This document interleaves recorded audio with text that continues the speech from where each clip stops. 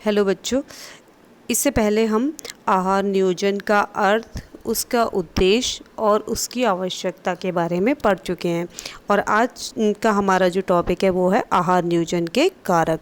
हम सभी जानते हैं कि आहार नियोजन अपने आप में एक बहुत ही महत्वपूर्ण और अति आवश्यक कार्य है। अब प्रश्न उठता है कि आहार नियोजन हम कैसे करें। वास्तव में अगर देखा जाए तो आहार नियोजन को उचित और लाभकारी बनाने के लिए हमें कुछ कारकों को ध्यान में रखना अनिवार्य होता है। वो कारक हैं जिनके ये जैसे आयु है, लिंग भेद है, जलवायु है। अब हम इन कारकों के बारे में डिटेल से पढ़ेंगे। तो सबसे पहले आ जाता है इसमें आयु। तो जब हम आहार नियोजन करते हैं तो उसमें हमें आहार नियोजन करते समय आयु को भी ध्यान में रखना चाहिए, क्योंकि परिवार में भिन्न भिन्न आयु वर्ग के सदस्य होते हैं। जैसे परिवार में बच्चे होते हैं, अगर बच्चों के लिए हम आहार नियोजन करेंगे तो हमें ऐसे तत्वों को ध्यान में रखना पड़ेगा जो शरीर की वृद्धि और विकास में सहायक हों। जैसे प्रोटीन है, कार्बोहाइड्रेट, मतलब प्रोटीन और कार्बोहाइड्रेट युक्त भोजन को उचित स्थान देना होगा अपने भोजन में, पोषक तत्वों को। इसके विपरीत यदि परिवार में वृद्ध व्यक्ति हैं तो उनको कार्बोहाइड्रेट या वसा की इतनी अधिक आवश्यकता नहीं होती, तो उनके शरीर की वृद्धि की संभावना नहीं होती, इसलिए उनको कार्बोहाइड्रेट या प्रोटीन या वसा इनकी बहुत अधिक मात्रा की आवश्यकता नहीं होती। इसके अतिरिक्त उनको ऐसे पोषक तत्वों की आवश्यकता होती है जो उनके शरीर का रख रखाव ढंग से कर सकें और उनके शरीर को शक्ति एवं ऊर्जा प्रदान कर सकें। तो और ऐसे ही वृद्ध व्यक्तियों का जो पाचन तंत्र है वो भी स्वाभाविक रूप से उम्र बढ़ने के साथ साथ कमज़ोर हो जाता है। तो ऐसे में उनको वसा और कार्बोज या कार्बोहाइड्रेट युक्त भोजन देना उचित नहीं होता है। तो इस प्रकार स्पष्ट है कि आहार नियोजन में हमें परिवार के सदस्यों की आयु को ध्यान में रखना विशेष आवश्यक हो जाता है। हमें अपना आहार नियोजन करते समय जो आयु सबसे पहला कारक है उसको विशेष ध्यान में रखना चाहिए कि हमारे परिवार में किस किस आयु वर्ग के सदस्य हैं, तो उसी हिसाब से हमें अपना आहार नियोजन करना चाहिए। दूसरा आता है इसमें लिंग भेद। लिंग भेद, अब आहार नियोजन को प्रभावित करने वाले कारकों में लिंग भेद भी एक महत्वपूर्ण कारक है। जैसे भोजन के तत्वों की मात्रा एवं अनुपात को निर्धारित करते समय हमें हम अपने परिवार के लिए या किसी व्यक्ति विशेष के लिए आहार नियोजन कर रहे हैं तो उसके लिंग को भी ध्यान में रखना अनिवार्य होता है, क्योंकि हमारे समाज में पुरुषों की अपेक्षा स्त्रियों की शारीरिक गतिविधियां और परिश्रम उनका कम होता है।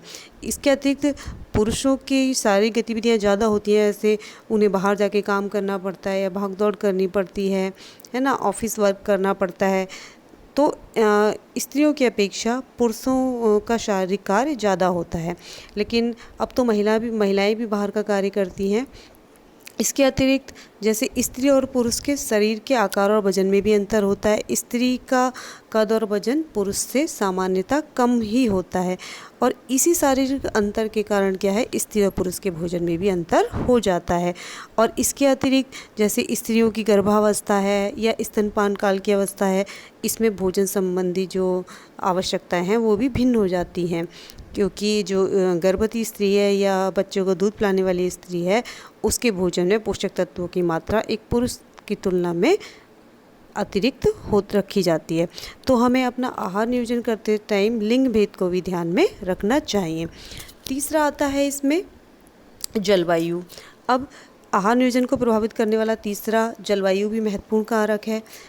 जैसे कि जो ठंडी जलवायु में लोग रहते हैं, यानी कि ठंडे इलाकों में जो लोग रहते हैं पहाड़ों वगैरह में, उनको गर्म जलवायु, मतलब जो गर्म जगह हैं उन ऐसी जगहों में रहने वालों की अपेक्षा जो ठंडी जलवायु में लोग रहते हैं उनको अधिक भोजन की आवश्यकता होती है, क्योंकि उनकी एनर्जी ज़्यादा खर्च होती है और उनको भूख भी ज़्यादा लगती है। जो ठंडे में, जैसे आपने देखा है, सर्दियाँ आती हैं तो हमारा खाना जल्दी पच जाता है और हमको भूख जल्दी लग जाती है, बल्कि वहीं जब गर्मी बहुत ज़्यादा पड़ती है तो हमारी भूख भी थोड़ी सी कम हो जाती है।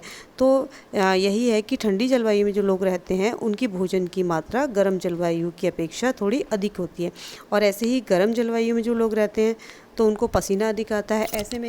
ऐसी जलवायु में रहने वाले लोगों के भोजन में पसीने के माध्यम से खनिज लवण काफ़ी मात्रा में निकल जाते हैं।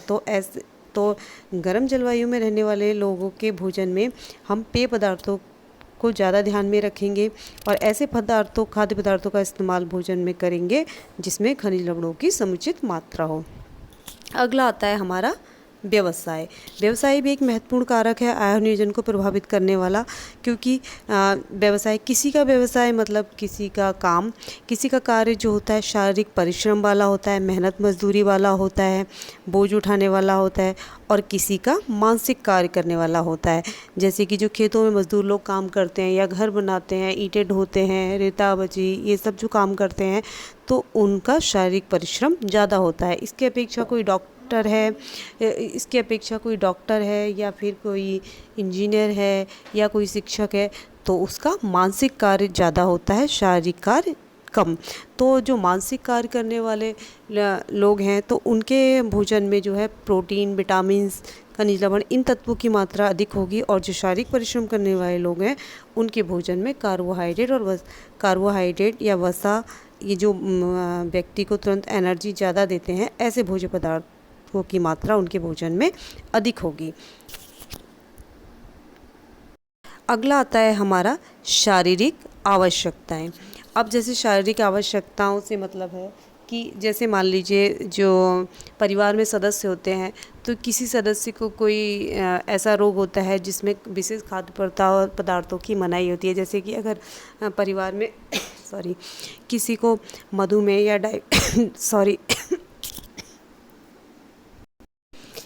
जैसे कि परिवार में अगर किसी को मधुमेह या मधुमेह को डायबिटीज़ भी कहते हैं इंग्लिश में, इस तरह के रोग हैं तो उनको जो है मीठी चीज़ों मीठे खाद्य पदार्थ उनको खाने के लिए नहीं दिए जाएंगे, या कार्बोज युक्त पदार्थ उनको ज़्यादा मात्रा में नहीं दिए जाएंगे।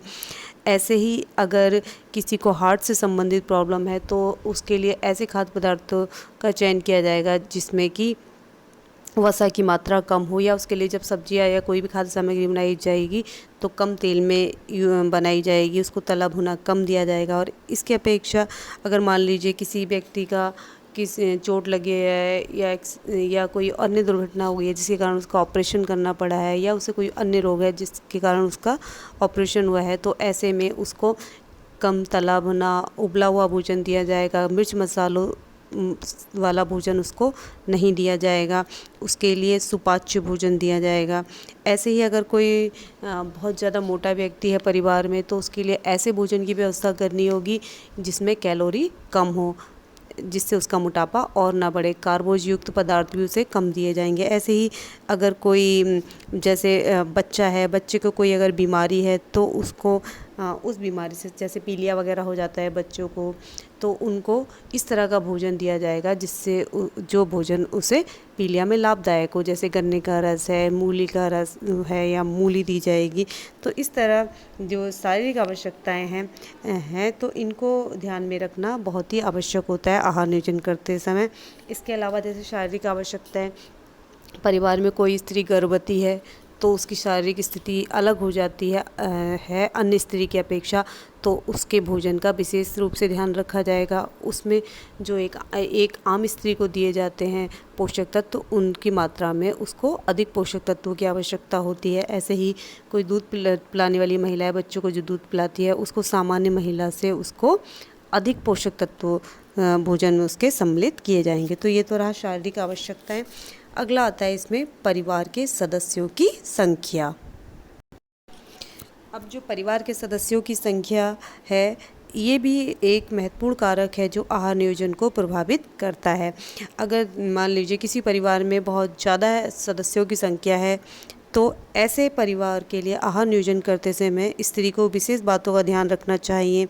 जैसे कि अपनी जो भी उसे खाद्य सामग्री बनानी है उसको देख लेना चाहिए कि कहीं वो कम तो नहीं पड़ रही है सदस्यों के लिए, या एक की जगह जैसे एक सब्ज़ी बना रही है तो उसकी जगह दो सब्ज़ी बनानी चाहिए, ताकि थोड़े थोड़े अगर सब लोग खाते हैं तो पूरा हो जाता है। इसके अलावा जो परिवार के सदस्यों की संख्या के हिसाब से वो अगर ज़्यादा है संख्या, तो अपने घर में वो ऐसे किचन से संबंधित ऐसे उपकरण सम्मिलित कर सकती है जिससे उसका कार्य सरल हो जाए, जैसे कुकर है, मिक्सर ग्राइंडर है। इसके अलावा जैसे कि बहुत ज़्यादा सदस्यों की संख्या है तो रोटी बनाने की मशीन वगैरह इस तरह से इस्तेमाल कर सकती है जिससे उसके समय की बचत हो सके। इसके अतिरिक्त अगर किसी के परिवार में सदस्यों की संख्या कम है तो उसे आहार नियोजन करते समय यह ध्यान रखना चाहिए कि वह कम खाद्य सामग्री बनाए, जिससे कि परिवार के सदस्यों की भोजन की पूर्ति भी हो जाए और खाना बर्बाद भी ना हो। इसके अलावा अगर बड़ा परिवार है तो और मान लीजिए कि स्त्री भी वर्किंग है, मतलब अगर स्त्री भी जॉब करती है तो वो अपने घर में कुछ डिब्बाबंद सामग्री रख सकती है। कुछ जैसे कि रेडीमेड फूड आते हैं, जैसे कि नमकीन, बिस्किट या मठरी, तो जो सुबह चाय के साथ थोड़ा नाश्ता ले सकते हैं। इस तरह से वो अपने घर के आहार नियोजन की व्यवस्था कर सकती है। अगला आता है इसमें परिवार की आर्थिक स्थिति। किसी भी परिवार के लिए आहार नियोजन को प्रभावित करने वाला एक महत्वपूर्ण कारक जो है वो पारिवारिक स्थिति है। हर स्त्री को अपने परिवार के लिए आहार नियोजन करते समय अपनी आर्थिक बजट को ज़रूर ध्यान में रखना चाहिए। अपने आर्थिक बजट को ध्यान में रखते हुए ही उसे खाद्य सामग्रियों का चयन करना चाहिए। ऐसा नहीं है कि महंगे महंगे जो फ्रूट्स हैं या महंगी सब्जियां हैं उनमें ही हमें विटामिन और प्रोटीन ज़्यादा मिलते हैं। हम सस्ती खाद्य सामग्री को भी अपने भोजन में इस्तेमाल करके हम सारे पोषक तत्वों को बहुत आसानी से प्राप्त कर सकते हैं। लेकिन इसके लिए हमें जानकारी होने बहुत ज़रूरी है कि किन पदार्थों में कौन से पोषक तत्व पाए जाते हैं। जैसे कि मान लीजिए प्रोटीन ही है, प्रोटीन बादाम में भी बहुत ज़्यादा पाया जाता है और मूंगफली में भी ज़्यादा पाया जाता है, जबकि बादाम तो बहुत महंगा होता है और उसकी अपेक्षा मूंगफली बहुत सस्ती होती है। अब और जैसे कि आयरन की बात अगर हम करें तो आयरन खजूर वगैरह या अनार में, इन सब में ज़्यादा पाया जाता है, जबकि ये महंगे फल हैं। लेकिन इसके अलावा अगर देखा जाए तो आयरन का जो काले भुने चने होते हैं उनमें भी बहुत पाया जाता है, वो भी बहुत सस्ते मिलते हैं। इसके अलावा गुड़ भी बहुत सस्ता मिलता है, उसमें भी आयरन की बहुत ही अच्छी मात्रा उपलब्ध होती है। तो इस तरह से जब आहार नियोजन स्त्री अपने परिवार के लिए करती है तो उसको ये ध्यान में रखना चाहिए कि वो अपने बजट के अनुसार ही खाद्य सामग्रियों का चयन करे। अगला आता है आहार की उपलब्धता। आहार की उपलब्धता भी आहार नियोजन को प्रभावित करने वाला एक कारक है। जैसे कि मौसम के अनुसार सब्जियों या फलों का चयन करना चाहिए, कि जैसे कि गर्मियों में आम का सीज़न होता है, लीची का सीज़न होता है, तो उस समय इन फलों का चयन करें। या गर्मियों में जो सब्जी आती हैं, तुरई है, लौकी है, कद्दू है, इन सब इस्तेमाल करना चाहिए सब्जियों का, क्योंकि जो सीजनल फल होते हैं या मौसम के अनुसार फल होते हैं या मौसम के अनुसार जो सब्जियां होती हैं वो हमारे शरीर के लिए लाभदायक भी होती हैं। और लाभदायक होने के साथ साथ जो मौसम के अनुसार फल या सब्जियां आती हैं वो सस्ती भी होती हैं। और बेमौसम की सब्जियां या फल जब हम खरीदते हैं तो वो एक तो वो कोल्ड स्टोरेज के होते हैं और हमारे शरीर के लिए भी वो इतने लाभदायक नहीं होते हैं, क्योंकि वो कोल्ड स्टोरेज में उनको स्टोर किया जाता है। इस कारण से उनके काफ़ी जो पोषक तत्व होते हैं वो उतनी मात्रा में नहीं रह जाते जितने कि एक सीजनल फल या सब्जियों में होते हैं।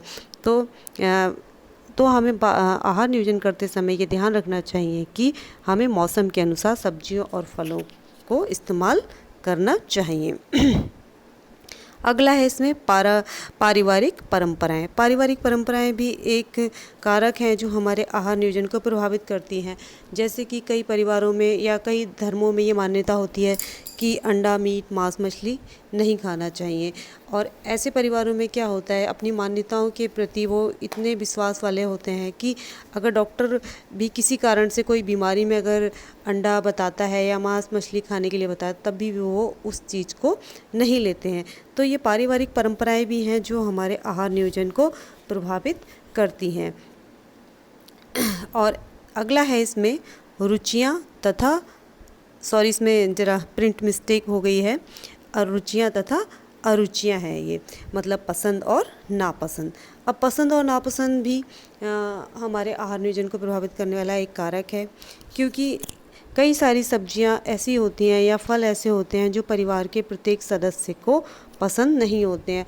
अब ऐसे में जब आहार नियोजन हम करते हैं तो ये समस्या आती है कि अगर व्यक्ति के रुचि के अनुसार खाना नहीं होगा तो वो खाना शौक़ से नहीं खाएगा। या कई बार घर में बच्चे होते हैं, अगर उनकी पसंद का खाना नहीं बनता है तो कई बार बच्चे क्या करते हैं, खाना खाने से ही मना कर देते हैं कि हम नहीं खाना खा रहे।